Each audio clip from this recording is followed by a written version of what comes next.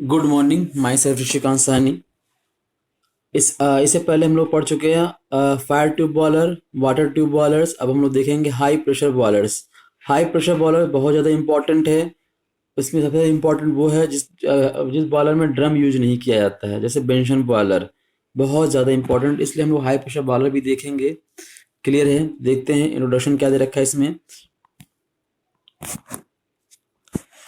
In application where steam is needed at a pressure 30 bar, at a pressure 30 bar, and individual boiler are required to raise less than about 30,000 kg per hour. Shell boilers are considerably cheaper than the water tube boilers. यहाँ क्या लिखा हुआ है? Shell boilers are considerably cheaper than the water tube boilers. Above these limits, shell boilers, generally factory built, are difficult to transport is not impossible. If not impossible, there are no such limits to water tube boilers. These can be side erected from easily transported parts and moreover to pressure parts of smaller diameter and therefore can be thinner. The geometry can vary to suit a wide range of situations and a furnace is not limited to cylindrical form. Therefore, water tube boilers are generally preferred for high pressure and high output. Most important है, यहाँ पर दे रखा है, देखिए कि हर जगह आपको नहीं मिलेगा, जरूर पढ़िए इसको। Water tube boilers are generally preferred for high pressure and high output. तो आप कहीं नोट कर लीजिए, वाटर ट्यूब बॉयलर्स में क्या है आपका? High pressure and high output. जब ये होता है तो हम इसको यूज करते हैं, रिक्वायर्ड होता है तो यूज करते हैं। High output where a shell boiler for low pressure and low output. तो ये बिग डिफरेंस है, इसको जरूर देख लीजिएगा। सेल बॉयलर किसके लिए होता है? Low pressure low output. Shell boiler किसके होता है? Low pressure and low output. ये तो और हाई वाटर ट्यूब बॉयलर किसके होता है? High pressure high output. तो इतना टर्म आप जरूर पढ़ लीजिएगा, जितना मैं रेट कर रहा हूँ उसको आप जरूर पढ़ लीजिएगा, ठीक है। The modern high-pressure boilers employed for power generation are for steam capacity 30 to 65 tons per hour. Oh, above with a pressure up to 160 bar maximum. High pressure boiler 160 bar and minimum and maximum steam temperature of about 540 centigrade. Good. Unique features of the high pressure boilers. Following are the unique features of high pressure boilers: method of water circulation, types of tubing, improvement of heating, improved method of heating। देखिए first point देखते हैं, method of water circulation. इसमें क्या दे रखा है? The circulation of water through the boiler may be natural circulation due to density difference. It's very important, मैंने को पहले बताया था। Natural circulation due to density difference और फोर्स सर्कुलेशन। तो मेथड ऑफ वाटर सर्कुलेशन में क्या हो सकता है? या तो वो हो सकता है नेचुरल सर्कुलेशन और फोर्स सर्कुलेशन, दोनों में से कुछ भी हो सकता है। In all modern high pressure boilers plant the water circulation maintain with the help of pump which force the water through the boiler plant. The use of natural circulation is limited to subcritical boilers. The use of natural circulation is limited to subcritical boilers due to its limitations. यहाँ पे क्या दे रखा है कि अगर हम लोग यूज करेंगे मॉडर्न बॉर्डर में तो हम लोग पंप का यूज करेंगे। पंप यूज मतलब कि अब क्या हो जाएगा आपका? ये फोर्स सर्कुलेशन बॉयलर हो जाएगा। ओके, टाइप्स ऑफ ट्यूबिंग क्या दे रखा है? देखिए ये तो आपको समझ में आ गया। मेथड ऑफ वाटर सर्कुलेशन में क्या क्या हो सकता है? एक तो नेचुरल भी हो सकता है और फोर्स भी हो सकता है, बट मॉडर्न में लोग क्या यूज करते हैं? पंप का यूज करते हैं। तो पंप का यूज करने मतलब क्या हो गया? Force circulation. तो अब मैक्सिमम क्या है आपका? फोर्स सर्कुलेशन है। क्लियर है? Types of tubing. In most of the high-pressure boiler, the water circulated through the tube and their external surface are exposed to the flue gases. In water tube boilers, if the flow take place through one continuous tube, the large pressure drop take place due to friction. This is considerably reduced by arranging the flow up to pass through the parallel system of tubing. In most of the cases, several sets of tubing are used. This type of arrangement helps to reduce the pressure losses and better control over the quality of steam. तो type of tubing क्या तरीका है important, if the flow take place through the one continuous tube the large pressure drop take place due to friction, this is considered reduce by arranging the flow pass to the parallel stream. पहले इसमें क्या होता था, एक continuous tube था, अगर इसको continuous tube में यूज करेंगे तो यहाँ पे क्या होता था, ड्यू टू फ्रिक्शन आपका स्टीम क्या हो जाता था, कंडेंस हो जाता था। इसलिए हमको अब हमने क्या किया, इसको नंबर ऑफ पैरेलल ट्यूब में कर दिया। अब इसकी लेंथ क्या करेंगे, हम लोग इसको छोटा कर देंगे, लेंथ छोटा कर देंगे तो क्या जाएगा, ये आपका मैक्सिमम आप लोगों ने पढ़ा होगा क्यू, मतलब पैरेलल में क्या होता है आपका क्यू, क्यू इसका क्या होता है, क्यू इंक्रीज कर जाता है, डिस्चार्ज इंक्रीज कर जाता है, ठीक है। इसका फिर ये सिंगल पाइप में कन्वर्ट हो जाएगा, क्लियर है। तो यहाँ पे मैक्सिमम स्टीम का भी यूज कर सकते हैं और फोर्स और आपको, और इसमें pressure drop due to friction है उसको भी हम लोग रिड्यूस कर सकते हैं, क्लियर है। ओके, नेक्स्ट देखते हैं improved method of heating. The following improve method of heating may be use to increase the heat transfer. कैसे देखिए, the saving of heat by evaporation of water above critical pressure of the steam. Okay, the heating of water can be made by mixing the superheated steam. The mixing phenomena gives highest heat transfer coefficient. Okay, the overall heat transfer coefficient can be increased by increasing the water velocity inside the tube and increasing the gas velocity above the sonic velocity. To improve the method of heating, इसको कैसे heat कर रहे हैं, first point क्या है, saving of heat by evaporation of water above critical pressure of the steam. Okay, जो evaporation of water है, ये पोर्शन जो है, देखिए ये चीज क्या है, enthalpy, latent heat of vaporisation, इसी को हम लोग बोलते हैं इवेपोरेशन ऑफ वाटर। तो हम लोग कहाँ पे यूज कर रहे हैं, above critical pressure. Okay, the heating of water can be made by mixing the superheated steam. अब यहाँ पे क्या है कि हम लोग जैसे आप लोग रीजनरेशन में देखते थे, ब्लीडिंग बोल सकते हैं, या हम लोग mkg निकाल लेते थे, तो यहाँ पे इसको यूज कर सकते थे। तो सुपरहीटेड स्टीम को हम लोग यूज कर सकते हैं। उसके बाद क्या दे रखा है, the overall heat transfer coefficient can be increase by increasing the water velocity inside the tube and increasing the gas velocity above the sonic velocity. अगर हम लोग ट्यूब में वाटर की वेलोसिटी को इंक्रीज कर सकते, और जो ये गैस वेलोसिटी है, ये कौन सी वेलोसिटी हो, वो सोनिक वेलोसिटी हो, तो भी हम लोग इसको हम लोग यूज करें। इससे क्या फायदा, देखो यहाँ से जब इस पाइप में लिक्विड ट्रांसफर करेगा और इसकी स्पीड ज़्यादा होगी, सोनिक वेलोसिटी, ठीक है, इससे क्या होगा, नंबर ऑफ कॉन्टेक्ट होंगे इसमें, और नंबर ऑफ कॉन्टेक्ट होने से क्या होगा, इसका ये हीट जल्दी हो जाएगा, और यहाँ पे क्या हो जाएगा आपका, ये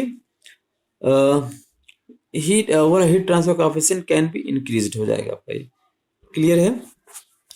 advantage of high pressure boiler, the following are advantage of high pressure boiler. क्या दे रखा है, in high pressure boiler pump are used to maintain force circulation, अभी मैंने पहले बताया, of water through the tubes of the boiler, this ensured positive circulation of water and increased evaporative capacity of the boiler and less number of steam drums will be required. Good.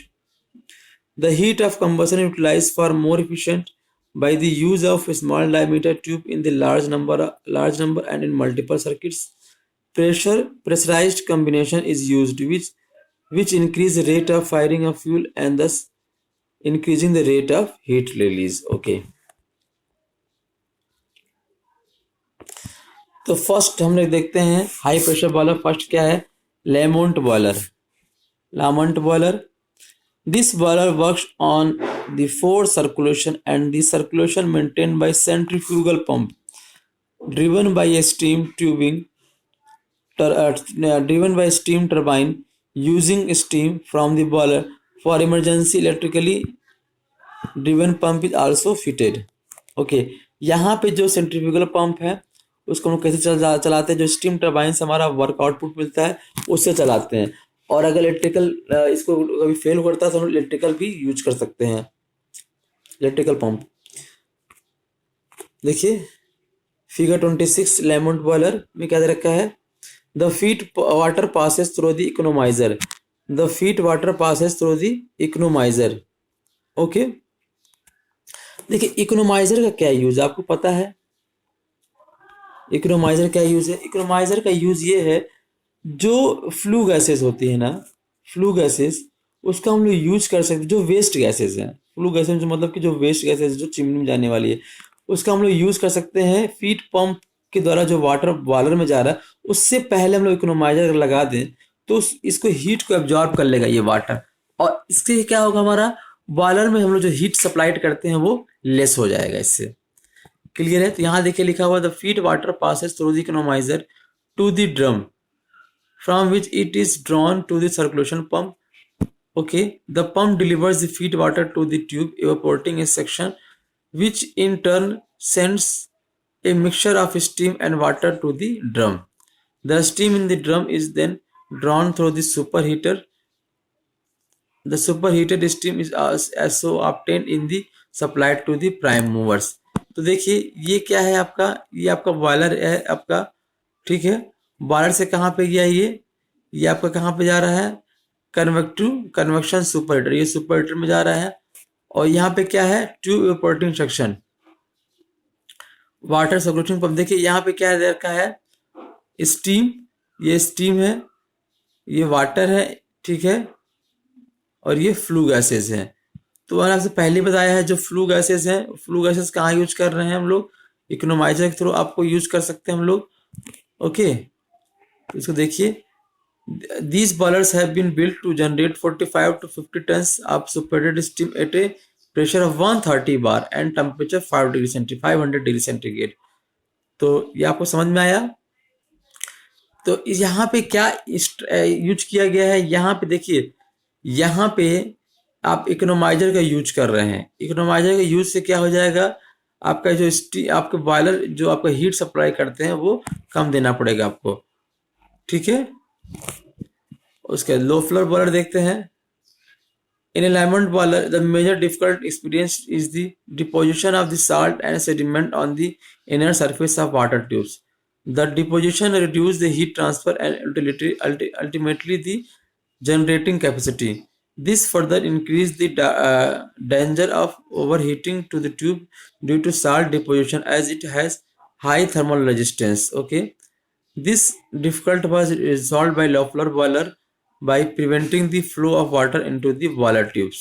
Okay, तो इसमें क्या लाइमंड boiler में क्या problem आया, sediment को, मतलब जो कचरा था उसको निकालने में प्रॉब्लम होता था।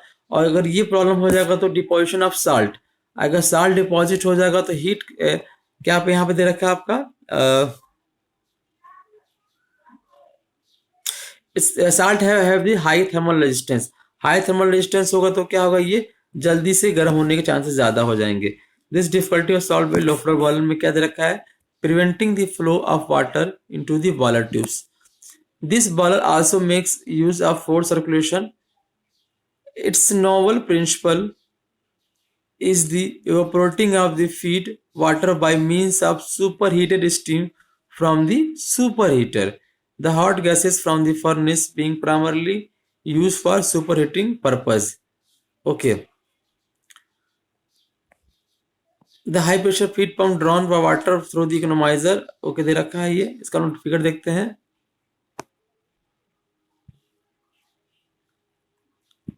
Okay.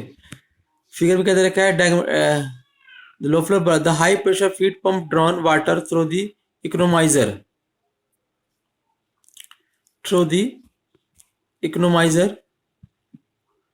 और फीड वाटर हीटर। ओके, देखिए फीड वाटर हीटर आपसे कहाँ पे गया, ये देखिए फीड वाटर हीटर से कहाँ पे जाता है, ये बॉयलर में जाता है, बट उसके बीच में क्या यूज किया, यहाँ से गया फीड वाटर हीटर से लिक्विड गया है, उसके बीच हम लोग इकोनोमाइजर यूज कर। और इकोनोमाइजर कैसे कवर करता है, ये जो फ्लो गैसेज हैं, ये फ्लो गैसेज को क्या करेगा, वह यूज कर, इसके हीट को यूज करेगा।